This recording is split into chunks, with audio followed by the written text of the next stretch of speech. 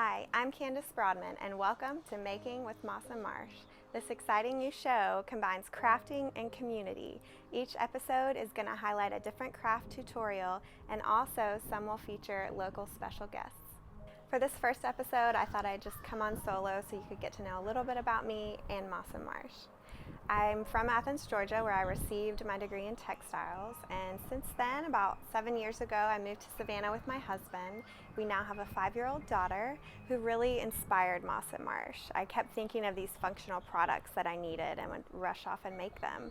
On top of that, I really needed a creative outlet for all of this inspiration I was getting in the Low Country. And in the last year or so, I've started teaching workshops, and it's become very important to me to pass on these arts and trades to people that are eager to make. So that's sort of how Making with Moss Marsh came about, and I'm so excited for you guys to get making. For our first episode today, we're going to be screen printing.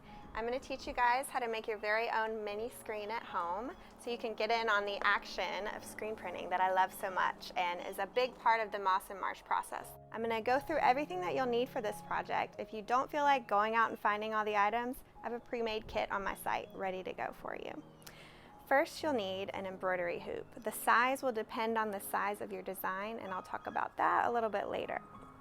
Next, you'll need some sheer fabric. And if you're like me, maybe you had an old voile or sheer curtain that you don't need anymore. That's perfect. I love when I can find things at home that can be used for crafts. One less trip to the store. You'll also need your design, either printed out or hand-drawn, whatever you decide you want to print, a permanent marker, a detail and wide brush, fabric glue, a spatula, a squeegee. If you don't have a little squeegee, a larger silicone spatula will definitely do the job. You'll need some screen printing ink, and of course, whatever you're printing on. We're going to do a tote bag today. You can do a t-shirt or a tea towel, whatever you decide. And lastly, you'll need an iron. So step one of making your mini screen is setting up the screen. You're going to take your embroidery hoop and separate it. You may have to unscrew it depending on how tight it is.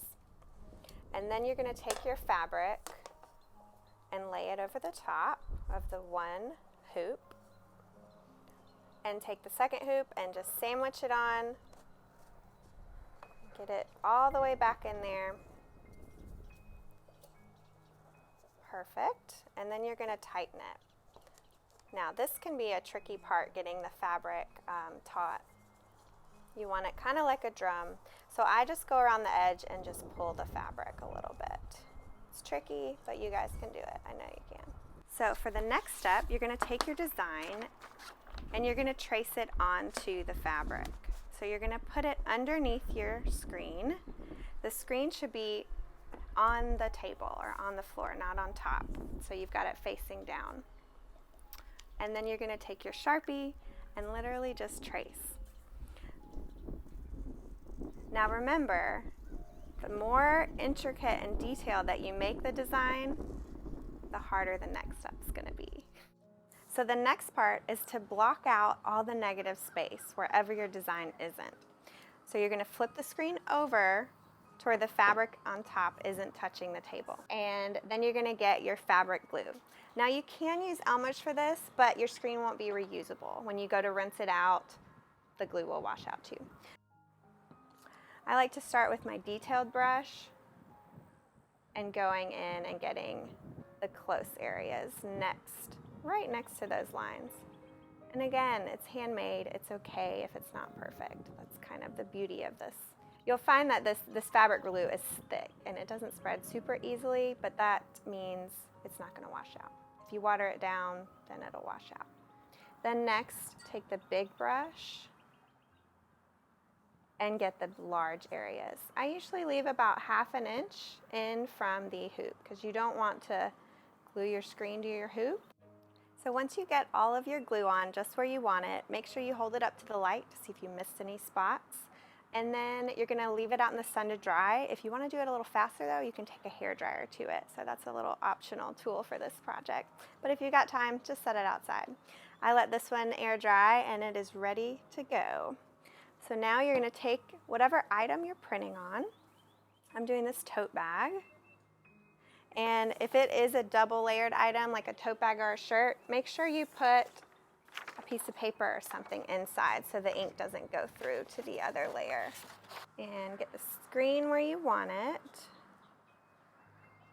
Make sure everything's flat underneath it. There's no wrinkles or anything, just you want everything flat. And then you're going to take your pigment. I love this teal color. My husband says it's the color of my life because I pick it for everything.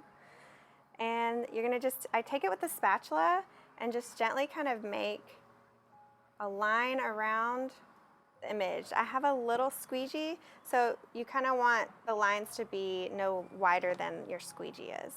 So I'm just going to do it in a few spots, maybe over each oyster, so I can grab that ink and pull it down. Okay, so now we're ready to screen print, you guys. So what you're going to do is you're going to take your squeegee and put it right past the pigment, and you're going to kind of pull and push down. Okay, so I think that's good. And I'm just going to scrape off any excess pigment because this is like liquid gold in my world. There we go. Okay, so the most fun part of screen printing is the reveal. Are you guys ready for this? Let's see. That looks awesome. And I love that there's like the little holes in the design. I mean, it has the texture of oysters. Like, that's so cool.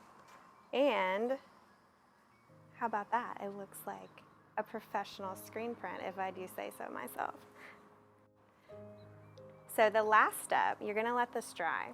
And then to heat set the ink onto the fabric so it'll be washable and you can use it forever as long as you want, you're going to take the iron and set it to a high heat depending on what your fabric substrate is. So this is a cotton, so a high heat. And you're going to hold it and press over the design about 10 seconds at a time. And I would go over the design maybe 2 times. Make sure you take that inner paper out first though, so nothing catches on fire. So if you decide to try this project, please upload some photos in the comments or tag us. We'd love to see it. And make sure you guys tune in the next few weeks to hear who our special guest on episode 2 is going to be. Thank you so much for tuning in to Making with Moss Marsh.